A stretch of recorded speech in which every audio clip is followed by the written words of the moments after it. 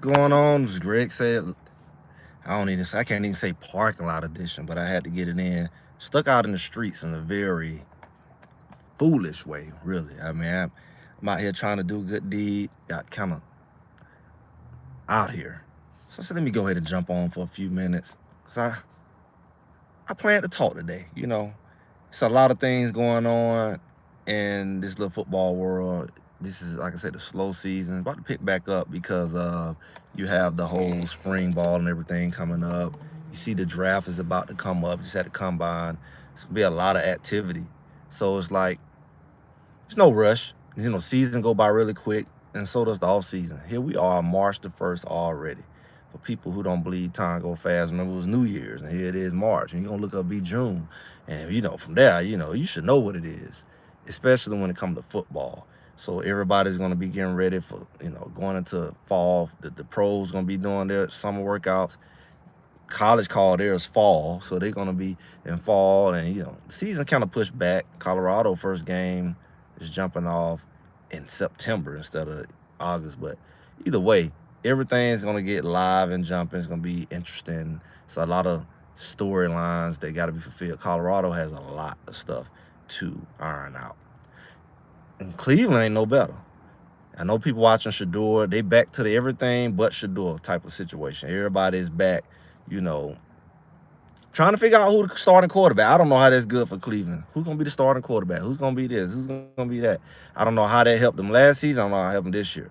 Same way I said with Colorado with the Juju thing. You can try to dig around and say you got somebody better. I don't know how it helps a team not to know who your leader's gonna be and who's gonna get the main reps to prepare. You keep splitting reps like you don't know who's gonna be, who's gonna be the guy. What's going on, PC, Rich, Supreme. So it's like it's not beneficial for a team like Cleveland. They think it's cute. Like you got Watson. They already had funny feelings about him. The players, the team. It was already some iffy stuff going on. Then you come back. You played over Shedeur. They seemed like they was happy when he got out there. And then all of a sudden, you finally get some stability. Maybe even a coach that like him. And you go back to the old. If you're gonna have Shedeur or Watson, appreciate it. Straight talker. That just because I appreciate the I want to say cash app. Appreciate the money. My brain is out here. I'm literally out here in the street trying to do a good deed. So I definitely go a long way. I appreciate the super chat. All these words spinning around in my head. Appreciate it. Colorado, not Colorado, Cleveland has so much going on themselves. They don't know they need a lineman. They don't know should know they need linemen. They need the receivers and all these and then you want to talk about a quarterback? You should spend all your efforts in getting you a good line to even have a quarterback. Everybody getting sat, running for their life. Like, you already know you had a problem scoring. And then because you could run the ball and then you can run it back, end up getting hurt, but you could run the ball, but you couldn't score. That's a problem. You got to be able to put the ball down and feel like everybody else doing. The same as that issue with Colorado. It's weird, the parallel. So your quarterback showed that he can get the ball down the field. He running for his life. He's scoring, whatever. Get him a little help. Okay, you got Watson. He on the staff. Go ahead. Watson there. Dylan Gabriel still there. Why do you still act like you finna keep drafting people? You just drafted 2 quarterbacks last year. Then you got rid of 2. Why? What's the fascination with quarterbacks in Cleveland? That's what I want to know. What is the over fascination with quarterbacks? It's strange because none of your quarterbacks can perform because you don't invest in nothing else. Clearly, they talking about what a number 1 receiver. Clearly, you ain't been invested in the receivers. You too busy trying to get quarterbacks. Clearly. So it's like, why keep having this over fascination to think your quarterback gonna just be so great and you don't never give him the support he needs? You don't never give him the support from the weapons at the receiver core. You never giving him support with a line that can look more than a JV football team in the pros. Like, it's don't make no sense. The shenanigans, unless they're wasting our time. And clearly they are. Clearly some kind of emotional matrix, emotional fuel game they playing, like some Epstein stuff. Clearly they eat on your emotions or something. They feeding off of it, some kind of spirit. It's Sunday, so it's deep. Maybe they feeding off people energy because they just do dumb stuff just to irritate people. Because if it was football, like, it's like the most basic guy would know how to build a football team, right? And you know it's some silliness because you watch a guy destroy the Cleveland Browns last year. Even when they could win, he made sure Shedeur and them lose. Now going for 2 instead of kicking field goals and play calling and people not playing strangely and all that stuff when Shedeur get out there. And they go give him a whole job with the Falcons. Clearly that's what they're on, right? Clearly that's what they're on. So you can't get too juiced up about it, really. I'm not going to do it because it's just too weird. It's just too weird to try to figure out. It makes no sense. There's no logic to it. Make sure I get them lights up. Help this little algorithm. People always say they don't get the notifications. You know, you got followers and they not getting notifications. That's weird.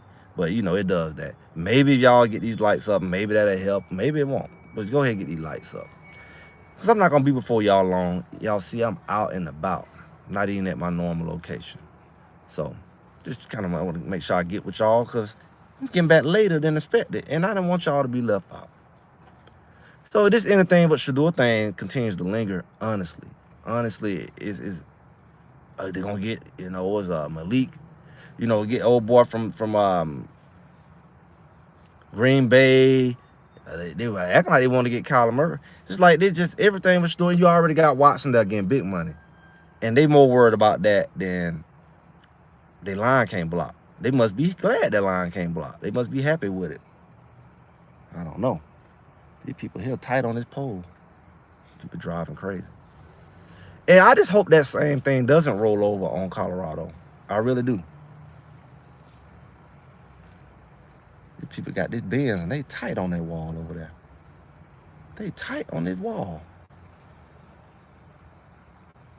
Well, I don't know why they so tight. You ever be out here in the streets and people just can't drive? They just can't drive. I mean, they got this whole space and they like on there, like, what a Benz. Anyway, Colorado got his own set of issues. But I don't know if it's good or bad. Have y'all noticed they got all these different coaches, right? And I knew they was going to have to do it. I told y'all that. I think we was talking on B. Watts. But when I found out, okay, Sapp gone, then you look at Livingston gone, that opened up so much. You know, you look at the fact that they lost the safety coach as well as a coordinator, so that's 2. You lost Sapp, so that's some depth. He's not the D-line coach, but he's one of them. So you basically lost 3 guys with 2 guys left, if not more. And then you really lost more because you shift the linebacker coach to a coordinator, so that opened up a linebacker opening. So now they bring these analysts in, and the whole thing is they don't have a camaraderie. That's the whole thing. The team doesn't have camaraderie, and the coaches don't have camaraderie. I'm sure they know each other, know of each other in a extent, but they don't have experience working together. And that can go well or it can go extremely bad, depending on how personalities mix, depending on philosophy mix. Because usually when people work together for a long time, they already know how each other play. They already know how to help out each other. They're not clashing because we done this for 5, 10 years together. You may clash the first year or 2 trying to figure it out, but when you put people together who've been together for years, it's like you jump in like you ain't never left off. And you don't really lose no ground. But when people coming in, trying to figure each other out, trying to not step on each other's toes, possibly not working well together, that happens. You don't want to believe that. But imagine you coach. Yeah, you ever coach anything, whether it's Little League, high school, whatever, and you bring people on. You might think you know them, or it might be perfect strangers, and they clashing on what you doing. Especially they there to help you. They not there serving you as an assistant. They there complaining, bickering, going to the players, making comments, just making a bad situation. That kind of stuff happens. Bad energy, murmuring, complaining, poisoning in the locker room, dividing the players. That stuff has happened clearly in Colorado, especially that first year. And it can happen when you bring in people. And they can be quote unquote good people or good coaches, but if they don't work good together, it can be toxic, especially when things get tough. Because when people know each other and they deal with each other, they know each other's weakness and strengths, they know what lines not to cross. When things get tight, it don't fall apart because these people know each other. when things get tight and the game get tight, or the season get tight, you don't know each other, people step back and be very like nonchalant, or very like, I don't want to say nothing when they probably should, or they overly say something and cause conflict because they don't really know the boundaries and the lines and the personality who they're dealing with. So when you have a lot of new guys come in and they ain't necessarily been, a lot of times you want to like, Marion brought in a couple guys as analysts that's from his old staff, you see, at this point. So, you know, they bring each other in, and, you know, you got a few guys you familiar with, but your line coach is not, that you had to inherit, right? Your receiving coaches are not. So y'all all getting to know each other. You're getting to know each other's scheme. You're getting to know each other. What's going on, Alan? Timothy, I just jumped on real quick. I ain't gonna be for y'all long. But I definitely had to touch on what's going on with Colorado. You got a new person helping with quarterbacks, but he's familiar with the scheme, so that helps. You got a new linebacker coach coming in as analyst. You got a lot of experience, but it wasn't with Colorado. You got a new safeties coach who come out the NFL. I don't even know how much coaching experience he got. He's gonna be another NFL guy who don't have necessarily coaching experience. He just came out the NFL not long ago. So you got a lot of talent, just like the team has a lot of talent. But how well is it gonna work together? We have no idea. We know it has potential to work together. I think the players have ability to work together more than just the coaches. I think the coaches have the potential to have ego and pissing contests more than the players, because they got all this experience, they got all this ambition, and sometimes people feel like they know each other more than know more than the other person. And instead of working together, they end up challenging each other or clashing. And I just hope that's not the case with the staff, because one thing that Coach Prime did have coming in is he brought his staff with him. He brought his coordinator. I mean, even though he added a coordinator in both sides, defense, then that's where the clash was. It wasn't necessarily, at least as far as we know, you say, oh, he brought Mathis, he brought Hart, he brought all them folks from Jackson State. Well, he wasn't clashing with them because they know him. Even though they got an issue, and you call him yes man, but one thing, it could be yes man, but it also could be, I know how to deal with this person, and they know how to deal with me. And even though things going wrong, we can work it out because we got a relationship. He always talk about relationship. But when you don't have a relationship, you have a tendency to either avoid or just don't have no sympathy towards that person, because you don't really know them. You don't know what they're going through. You don't know nothing about them. So you might have a tendency of fly out the handle depending on your personality type. That's what the only concern I have when you got a whole bunch of new guys. Because typically, as a head coach, when you come in, you bring in a staff because you come from another place, which Deion did. But typically, like, you come from somewhere as an offensive coordinator, you usually bring in your line coach, your receiver coaches. So you got a situation where nobody is bringing nobody at this point. And, you know, Marion got a few people, but this defensive coordinator came in as a linebacker coach, fit in. And then you go and talk about, boom, he come over here. He never been a head coach, but he was a coordinator. Maybe he had some guys back at Virginia Tech that understand his scheme, that'll make it more seamless, because you already coming in the middle. You already taking over another man's spot. And now you got to not only communicate it to the players, but you got to communicate it to the coaches, who all may have their own interpretation of what should and would happen. And they don't even understand what you do. And the problem with that could take time to gel with that. Nobody got time. Nobody got time to go halfway through the season and say, oh, we starting to figure it out. They got to start now. Relationship building from the coach's standpoint. Because we're not united as a front. How do we make the players united? Or how do we make them buy into what we do? And that's hard to do. And everybody talking about so much, that's not a lot of time to do it. That's not a lot of time to do it. It takes a really special group of people to pull that off. And usually take the same level of heat and trauma that the players go up under, the coaches have to go up on to force them to bond. Like I said, like the military. But everybody luxurious, they getting paid, they getting opportunity, everybody got ambition. And shoot, people say, I ain't finna mess up my career because of you, or if it don't work, I'll just leave. So now the coaches feel like that, the players feel like that, everybody feel like that. It's a wonder, like, how does this thing really go? How does this really go? It's a scary thing because you can't really predict it. You can't predict it by a long shot. And the sad thing about it is you got to predict it from a player standpoint, will they be able to handle it? And then you got to predict the coach. I'm more concerned about the coaches. Yeah, the players got NIL and they got ego and they'll jump in transfer portal, and that's raggedy enough. But I think the only thing that's really been able to counteract that is programs who had consistent coaching staffs. They are the ones who is typically roll over to the players, to the point where the players have more stability. They're not necessarily trying to leave and run out, and they can feel that unity in the coaching staff. And I think it does trickle down to the players at some point. I think at some point it impacts the players, because when they see the vision, they be like, man, let me hurry up and get up out of here. And it discourages them from uniting, because they falling apart. Abort. Everybody jump ship. Everybody need to jump ship because it's out of hand. And I just hate that. I do. For the situation.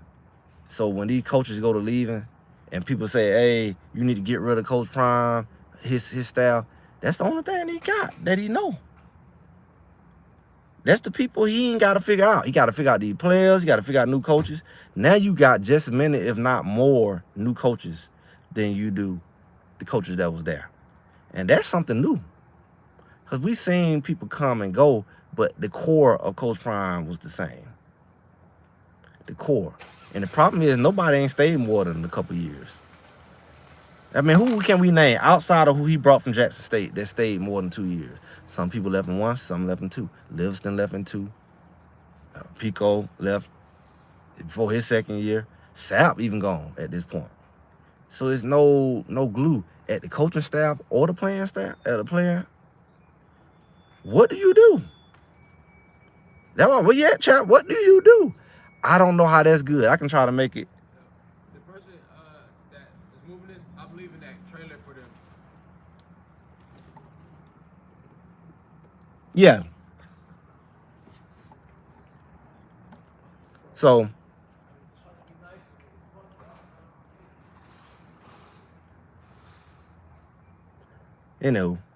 so I'm about to get ready to wind this thing up. I just want to get with y'all because it's gonna be some interesting stuff coming down the road. It's gonna be some interesting stuff coming down the road, and I don't know. We're gonna be positive, but I'm gonna come back later. I'm doing inspiration, motivation. I really have to digest this thing. I really do, because it's gonna be tough. It's gonna be tough. I'm just Greg said it. Y'all like, share, subscribe. Let me know what y'all think, because it's getting more and more interesting. And y'all have a good one. I'll talk to y'all soon.